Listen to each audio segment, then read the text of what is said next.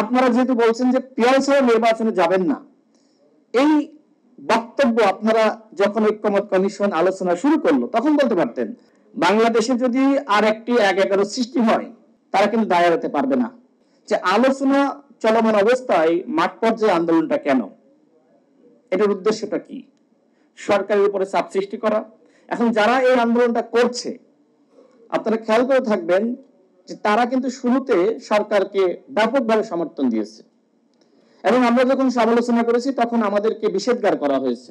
তাহলে তারা এখন কেন বলছে যমুনা ঘেরাও করা হবে, প্রধান উপদেষ্টার বাসভবন ঘেরাও করা হবে, এই উপদেষ্টাদের নানান ধরনের হুমকি ধমকি দেওয়া হচ্ছে, সেই তারা দিচ্ছে। মানে তাদের যখন ডিসি নিয়োগ হয়ে গেছে, সরকারের সুযোগ সুবিধা ভোগ করেছে, তখন আর আন্দোলন না। মানে এখন যখন পিয়ার হচ্ছে না, তখন পিয়ার নিয়ে তারা আন্দোলন করছে। তা আন্দোলন করতেই পারে, সেটি নিয়ে সমালোচনা থাকবে, কিন্তু আমার কথা হলো আলোচনাটা শেষ হোক। আর আপনারা যেহেতু বলছেন যে পিয়ার ছাড়া নির্বাচনে যাবেন না, এই বক্তব্য আপনারা যখন ঐক্যমত কমিশন আলোচনা শুরু করলো তখন বলতে পারতেন। এখন একদম শেষ সময়ে, যখন জুলাই জাতীয় সনদ নিয়ে আইনগত ভিত্তির প্রসঙ্গ আসছে, তখন আপনারা পিয়ার নিয়ে আন্দোলন শুরু করেছেন। এর মানে কি? এর মানে আরেকটি সংকট আপনারা সৃষ্টি করতে চাচ্ছেন।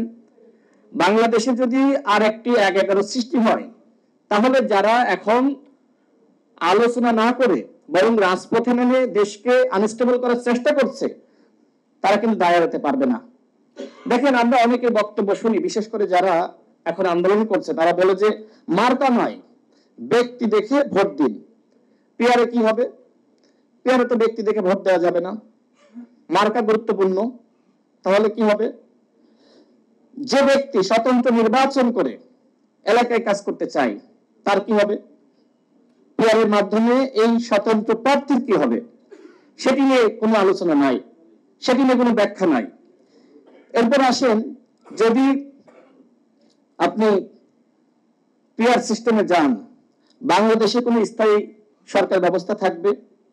সকাল বিকাল, রাতে, মধ্যরাতে, ফজরের আগে ফজরের পরে এমপি কেনা বেচা হবে। যে যত টাকা দিতে পারবে সেই জোটের দিকে একজন এমপি চলে যাবে, স্বাভাবিক। সুতরাং বাংলাদেশকে স্থিতিশীল রাখার জন্য অবশ্যই বর্তমান যে পদ্ধতি রয়েছে সেই পদ্ধতিতে নির্বাচন করা দরকার।